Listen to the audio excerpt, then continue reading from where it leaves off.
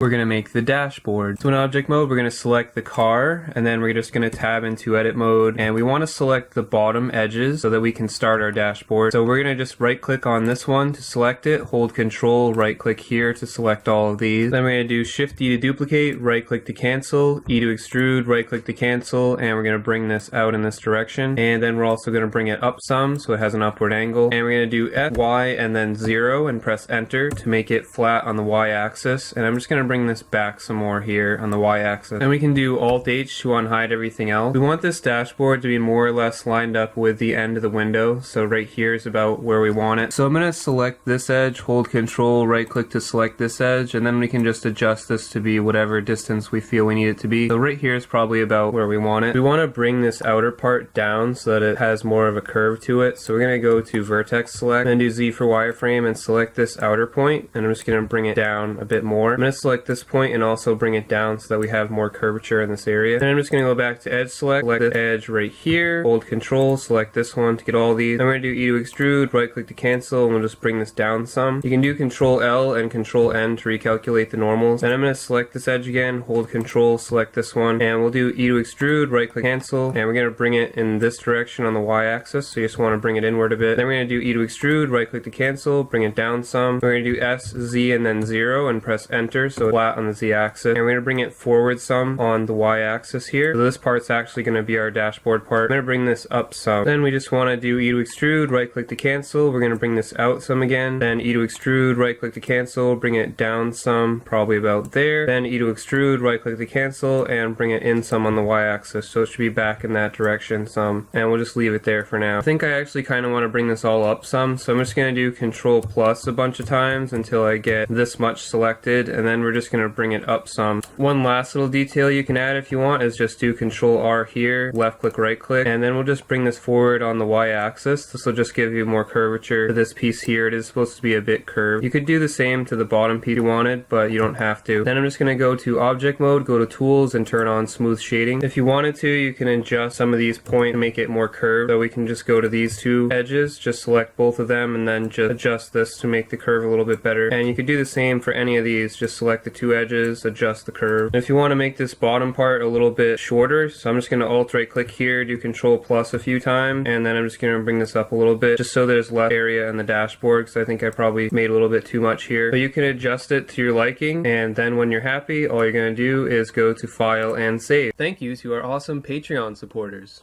If you'd like to become a Patreon supporter yourself, head on over to patreon.com/StephenBrooks. Thank you for your support.